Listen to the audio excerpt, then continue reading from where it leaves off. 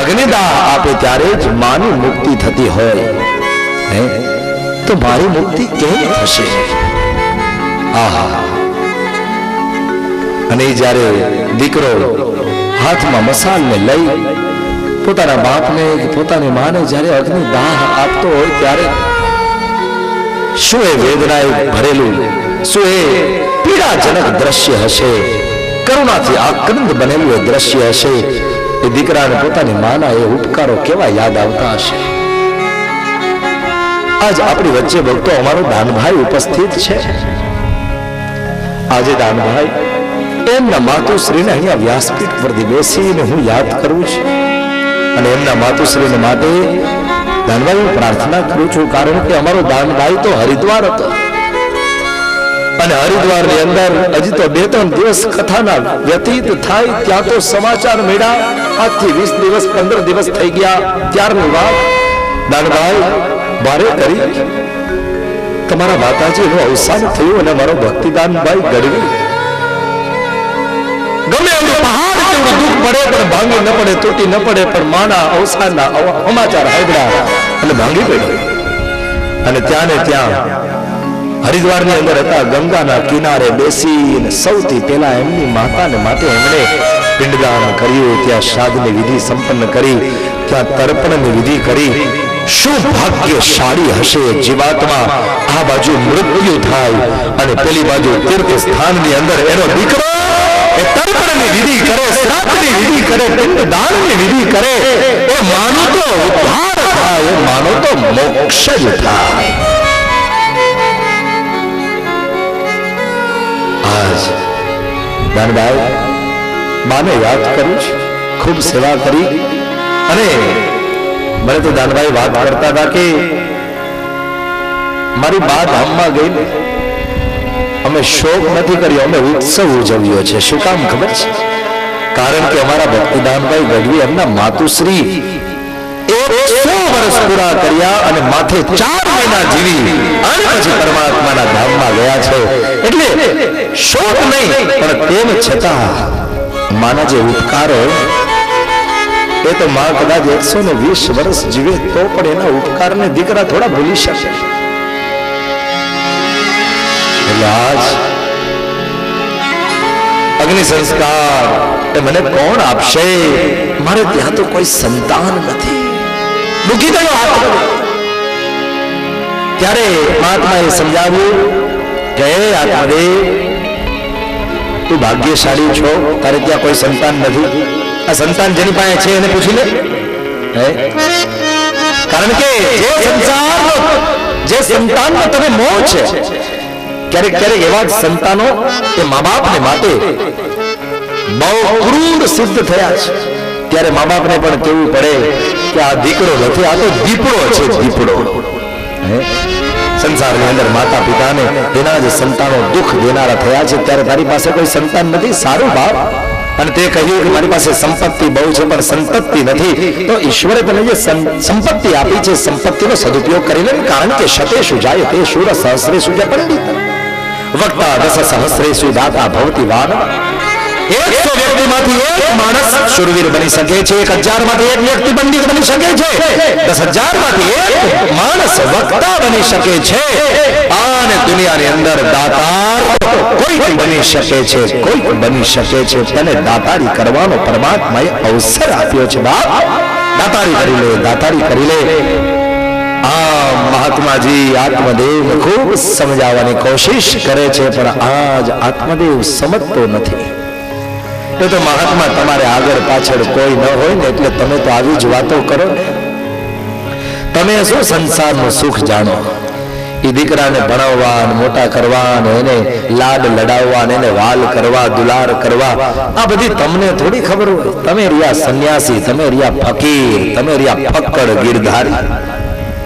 તમને સંસારના સુખની ખબર ન હોય. અને ત્યારે સંન્યાસી બોલે છે કે હે આત્મદેવ, તું શું મને સંન્યાસી જ સમજે છે? હું પણ એક દિવસ તારી જેમ ગૃહસ્થી હતો. મારે પણ 1 નહીં, 2 નહીં, 3 નહીં, 4 દીકરા હતા. અને એને ભણાવી ગણાવીને મેં મોટા કર્યા અને મેં એને પરણાવ્યા પછી મને એમ થયું કે મારા દીકરાઓ એના વિવાહ થશે, 2 હાથમાંથી 4 હાથ થશે. તો હું તો બહુ રાજી થયો. પરણીને વહુ ઘરમાં આવી 4. મને શું ખબર કે જેમ દીકરા 2 હાથમાંથી 4 હાથ વાળા થાય એમ 2 પગમાંથી 4 પગ વાળા થાય ને એને પગથી લાત મારીને મારા દીકરાઓએ મને ઘરની બહાર કાઢી મૂક્યો. ત્યારે ઘરની બહાર નીકળીને સંન્યાસનું જીવન જીવું છું, ફકીરનું જીવન જીવું છું. પણ આત્મદેવ મને જે આ ફકીરીમાં આનંદ છે, મને જે આ સાધુતામાં મોજ આવે છે, એ મોજ ગૃહસ્થ જીવનમાં મને નથી આવતી. કારણ કે ચિંતા તમારે ગૃહસ્થીઓને, મારા જેવા સાધુને કાંઈ ચિંતા ખરી? આપણે કેટલી સંસારીઓને કેટલી જાતની ચિંતા હોય. છોકરાઓ ન હોય તો ચિંતા, હોય તોય ચિંતા, ભણાવવા ગણાવવા, મોટા કરવા, પરણાવવા. પરણીને હખણા હાલે તો બરાબર, નહીતર એ દીકરો દીકરા જેવો થાય તોય મા બાપને માટે દુઃખરૂપ. સંપત્તિને સાચવશે કે નહીં, બરબાદ તો નહીં કરી નાખે ને, વ્યસનની પાછળ બધું લૂંટાવી તો નહીં દે ને, વ્યભિચારી તો નહીં બની જાય ને. કેટલી સંસારી માણસને ચિંતા હોય. સાચું બોલો ભક્તો. જ્યારે ભારત દેશનો સાધુ આ બધી ચિંતાઓથી મુક્ત છે. કારણ ફિકર સબકો ખા ગઈ, ફિકર સબકો ખા ગઈ और फीकर सबका पी, फीकर की फाकी करे आपको नाम सकी, आपको नाम सकी. मन लागो मेरे यार फकीर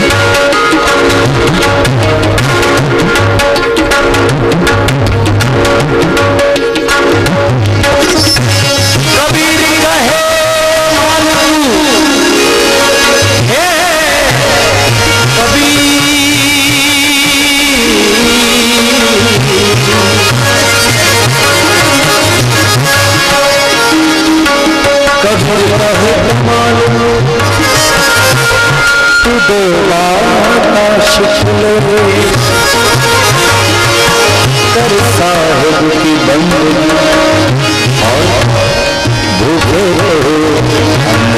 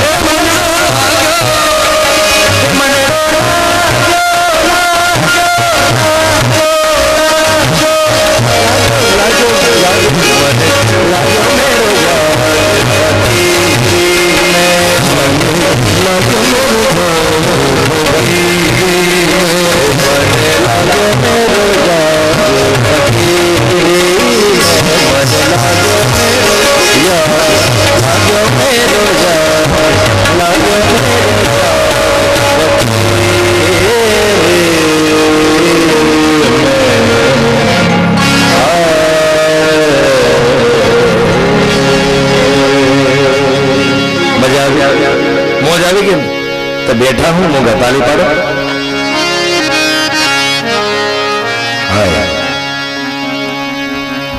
बीजू कई आपो कि न आपो ताली आपवानी मन लाग्यो मेरो यार फकीरी आत्मदेव तू ये सोच रहा है मैं खाली सन्यासी तेरी तरह मैं भी गृहस्थी था लेकिन गृहस्थ जीवन में जो आनंद मुझे नहीं प्राप्त हुआ वो आनंद मुझे फकीरी में मिला। तब से फकीरी का चोला ओढ़े घूम रहा हूं, मुझे कोई चिंता नहीं। चाह गई चिंता गई मनवा बेपरवाह, जिनको कछु न चाहिए वो शाहन पति शाह। હા, જો દુનિયાની અંદર બાદશાહ તો એ છે કે જેને કાંઈ ન જોતું હોય, બાકી દુનિયાની અંદર જેટલા માગી બધાય ભિખારી છે, જેટલા માગી બધાય ભિખારી છે. તને દાતારી કરવાનો અવસર આપ્યો છે બાપ, દાતારી કરી લે અને તારા જીવનને ધન્ય કરી લે. આત્મદેવ માનતો નથી, કોઈ વાતે માનવા તૈયાર નથી. અને ત્યારે મહાત્મા એને આત્મદેવના લલાટની સામે નજર કરીને જોઈ લીધું અને પછી કહ્યું, ઓહો આત્મદેવ, તારું નસીબ મેં વાંચી લીધું. તારા નસીબમાં આ જન્મમાં તો શું, આવતા 7 જન્મમાં સંતાન છે જ નહીં.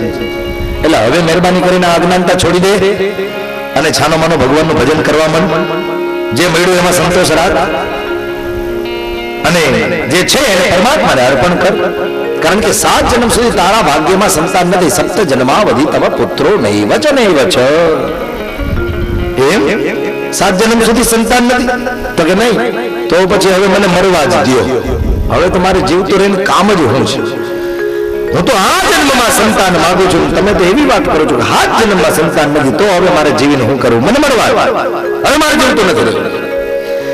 અને ત્યારે મહાત્માને થયું કે લાતો કે ભૂત બાતો સે નહીં માનતે. અને જ્યાં સુધી લાત નહીં પડે ત્યાં સુધી ખબર નહીં પડે, ભલે કાંઈ વાંધો નહીં.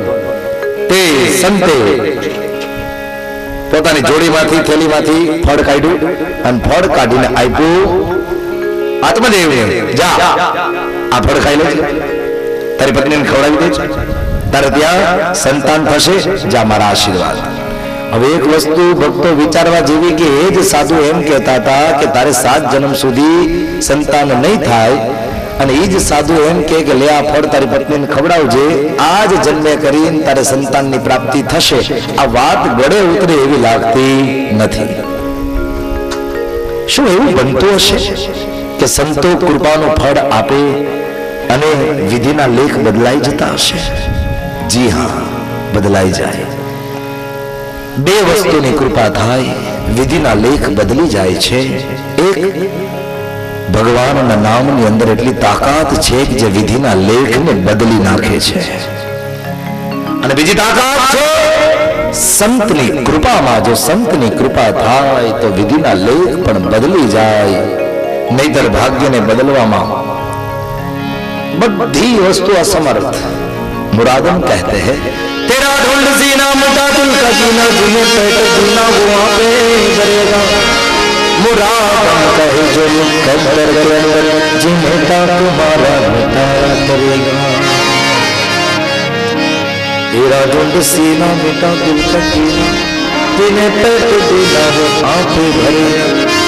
मुरादम कहते हैं कि जो मुकद्दर के अंदर लिखा हुआ है उसको कोई मिटा नहीं सकता, लेकिन अगर परमात्मा के नाम का आश्रय किया जाए तो नाम में इतनी ताकत है, शक्ति है कि वो विधि के लेख को भी बदल सकती है. और दूसरी कृपा अगर संत की हो जाए तो संत की कृपा थी विधि ना लेख बदली जाए छे, विधि ना लेख बदली जाए छे.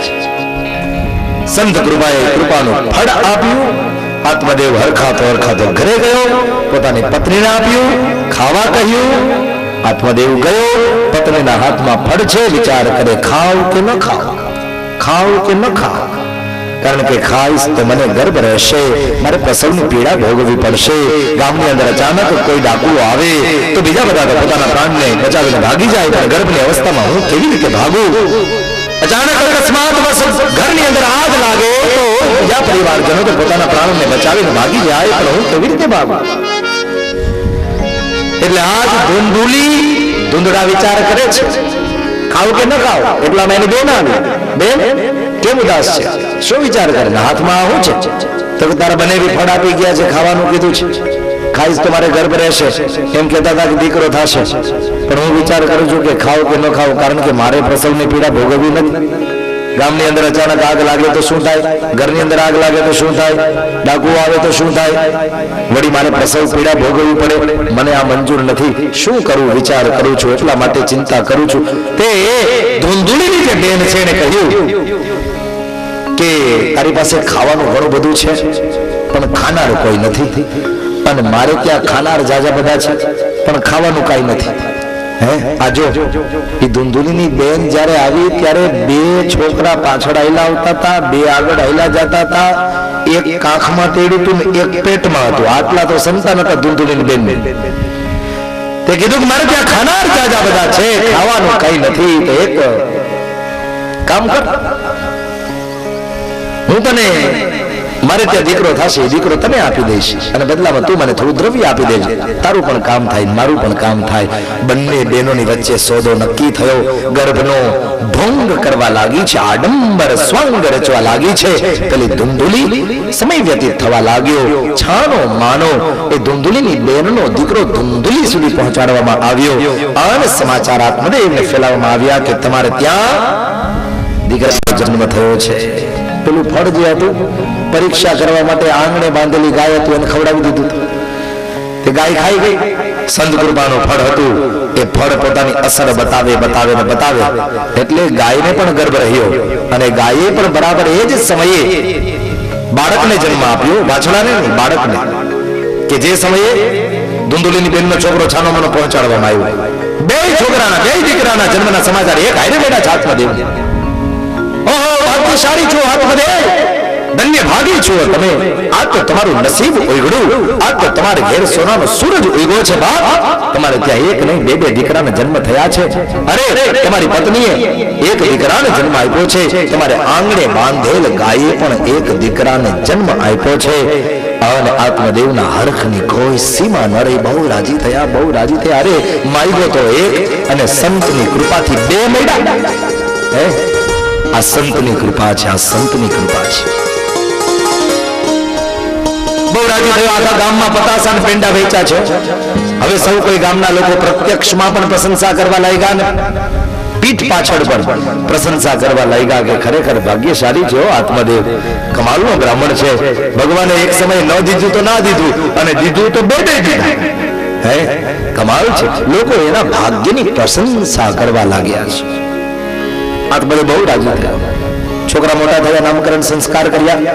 ધુંધુલીનો જે દીકરો છે એનું નામ પાડવામાં આવ્યું છે ધુંધુકારી. અને ગાયનું જે સંતાન હતું એના કાન બાળકના ગાય જેવા હતા, બાકી આખું શરીર એ માણસ જેવું હતું. એટલે એનું નામ ગોકર્ણ પાડવામાં આવ્યું છે. ગો ઇવ કર્ણ ઇતિ ગોકર્ણ. બંને બાળકો મોટા થયા પણ સંસારની સૃષ્ટિની વિચિત્રતા, કુદરતની એ વિચિત્રતા કે આજ બાળકો મોટા થયા અને બંનેના સ્વભાવ જુદા જુદા થયા. ગોકર્ણો પંડિતો જ્ઞાન અને ધુંધુકારી મહાખલ. ગોકર્ણ મોટા પંડિત, વિદ્વાન અને જ્ઞાની થયા છે. જ્યારે ધુંધુકારી મોટો પાપી થયો છે, મોટો દુષ્ટ થયો છે, મોટો દુષ્ટ થયો. આત્મદેવ ધાર્યું નતું કે મારો દીકરો આવો થશે અને કદાચ આવો દીકરો થાય એવી ખબર હોત. આત્મદેવ આજે બહુ દુઃખી થયો. મનમાં વિચાર કરે આવો દીકરો થાય એવી ખબર હોત તો ક્યારેય સાધુની પાસે દીકરો માગત નહીં, ક્યારેય દીકરો માગત નહીં. આવો દીકરો હોત, કેવું એની અત્યાચાર, કેવો એનું પાપ, કેવો હિંસાખોર. હાલતા ચાલતા બાળકોને, રમતા કૂદતા બાળકોને ઉપાડીને કૂવામાં નાખી દે, બાળકોની હત્યા કરી નાખે, સ્ત્રીઓની છેડતી કરે, કુંવારિકા કન્યાઓની છેડતી કરે, હિંસા કરે, પશુઓને મારે, જાનવરોને મારે. આ રીતે આત્મદેવ પોતાના બાળકની આ હિંસક પ્રકૃતિથી બહુ દુઃખી થયો છે, બહુ દુઃખી થયો છે. ત્યારે આત્મદેવ એકાંતમાં રડવાને લાગ્યો છે. ફરીવાર વિચાર કર્યો, આવા દીકરા હોય એના કરતા તો મરી જવું સારું. એકવાર દીકરા નહોતા તેથી મરવાનો વિચાર આવ્યો ને હવે દીકરા છે એટલે મરવાનો વિચાર આજ આત્મદેવ કરે છે. જુઓ તો ખરી સંસારની વિચિત્રતા. દીકરા છે તોય તકલીફ, ન હોય તોય તકલીફ. માણસનો આ સ્વભાવ છે. ગોકર્ણજી મહારાજ એકાંતમાં આવ્યા છે. પોતાના પિતાની પાસે આવીને કહે છે, પિતાજી કેમ ઉદાસ છો, કેમ દુઃખી છો, તમારે ચિંતાનું કારણ કહો. ત્યારે આત્મદેવ કહે છે કે હે દીકરા, તને પ્રાપ્ત કરીને તો હું ધન્ય બની ગયો, પણ આ બીજો દીકરો ધુંધુકારી, મને ખબર નથી કે આવો પાકશે. આને તો ગામની અંદર મારી ઇજ્જતને ડૂબાવી નાખી, મારા કુળને કલંક લગાવ્યું. આવો દીકરો હોય એના આવા અત્યાચારને અને હિંસક પ્રકૃતિના આના પાપને જોઉં છું ને મને મરવાનું પાછું મન થાય છે. શું કરું ગોકર્ણ, શું કરું? ત્યારે ગોકર્ણ મહારાજે અદ્ભુત પોતાના પિતાને ઉપદેશ આપ્યો છે. હવે ગોકર્ણ ગીતા અહીંયાથી ચાલુ થાય છે. અદ્ભુત ઉપદેશ આપ્યો. શું કહે છે? દેહે સ્થિમાઉ સરુદુરે વિમદિત્ય જત્રમ જાયા સદા વિશ્વ સદા ભમતાં વિમુંચ પસ્યાન સંજલવિદં ક્ષણભંગનિષ્ઠ વૈરાગ્યરાગરસિતો ભવતિનિષ્ઠ. એ વિધાજી કરીને તમારા દેહમાં જે શરીરમાં આસક્તિ છે, આ શરીરની આસક્તિને છોડો. કારણ કે આ શરીર હાડકા અને ચામડા અને મળમૂત્ર અને રક્તથી ભરેલું શરીર છે, અપવિત્ર છે. આ શરીરની ગતિ માટીની હારે માટી થઈ જવાની છે. એવા અસાર શરીરની અંદર તમે પ્રીતિ નહીં રાખો. એ શરીરમાંથી પ્રીતિને તોડો અને પ્રભુની અંદર તમારી ચિત્ત વૃત્તિને જોડો. દેહે સ્થિમાઉ સરુધિરે વિમતિત્ય જત્વ જાયા સુતા વિશુ સદા મમતાં વિમુંચ. તમને જે પત્ની પુત્ર પરિવારને પ્રત્યે આસક્તિ છે, મોહ છે, માયા લાગેલી છે, એ માયાનો મોહનો આસક્તિનો હવે ત્યાગ કરો. કારણ કે હે પિતાજી, અંત સમયે નથી પત્ની કામ લાગતી, અંત સમયે નથી પુત્રો કામ લાગતા, અંત સમયે નથી કોઈ પરિવારજનો કામ લાગતા. અંત સમયે શું કામ લાગે છે કે ધનાન ભૌમો પશવશ્ચ કોષ્ઠે. ધન ભેગું કર્યું હોય એ ધન અહીંયા ને અહીંયા પડી રહેવાનું અને આપણે જતા રહેવાના. ધન પણ અહીંયા ને અહીંયા પડ્યું રહેશે, આપણને કામ નહીં લાગે. પશવસ્ય ગોષ્ઠે, જે પશુઓ ઉપર હારી હારી ભેં હોય ને, જાજુ બધું દૂધ દેતી હોય, એમાં કઈ નહીં તો માણસને મોહ હોય, એમાં આસક્તિ હોય, એમાં માયા જોડાઈ જાય. જાતા જાતા એને ભેં યાદ આવે. હે આટલું બધું દૂધ આપે, અરે રે હવે આ દૂધ મને નહીં મળે કારણ કે હું તો જાઉં છું. મરતા મરતા પણ માણસને ભેંસ યાદ આવતી હોય, પણ એ ભેંસ અહીંયા ને અહીંયા પડી રહેશે. અને કદાચ અત્યારે લેટેસ્ટ સમયની વાત કરું તો ભેંસની જગ્યાએ BMW કાર લઈ લો, મર્સિડીઝ કાર લઈ લો, એમાં માણસને આસક્તિ હોય તો એ ગાડી પણ અહીંયા ને અહીંયા પડી રહેશે, હારે નહીં આવે. ધનાવાની ભૂમો પશવશ્ચ ગોષ્ઠે ભાર્યા ગૃહદ્વારી. જે પત્નીની સાથે મરણ તમને પ્રેમ હોય છે, એ પત્ની આપણને સ્મશાન સુધી પણ મૂકવા આવતી નથી. ગૃહદ્વારી, ઘરના દ્વાર સુધી જ ઊભી રહે છે. કારણ કે શાસ્ત્રે મનાઈ કરી છે, સ્ત્રીથી પત્નીથી સ્મશાન સુધી આવવાતું નથી. ગૃહદ્વારી અને જનાહ સ્મશાન, લોકો આપણા સ્વજનો સ્નેહીજનો સ્મશાન સુધી આવશે. અને દેહશ ચિતાયામ, આપણો દેહ એ ચિતા સુધી આપણને સાથ આપશે. પછી જ્યારે ચિતા ભભકશે અને આગ લાગશે, શરીર ખાખ બની જશે, ત્યારે આપણો શરીર પણ આપણો સાથ છોડી દેશે. તો પછી ભક્તો, આ જગતની અંદર આપણી હારે શું આવે છે? ત્યારે આપણું શાસ્ત્ર કહે કે કર્માન ગોગચ્છતિ જીવ એકઃ. જીવે કરેલા પોતે પાપ અને પુણ્ય એ જ જીવાત્માની સાથે જાય છે. બાકી હે પિતાજી, નહીં પુત્ર કામ આવે કે નહીં પત્ની કામ આવે. અને એટલે આપણું સાહિત્ય ગાય છે. સાહેબ આપણું સાહિત્ય ગાય. શું ગાય?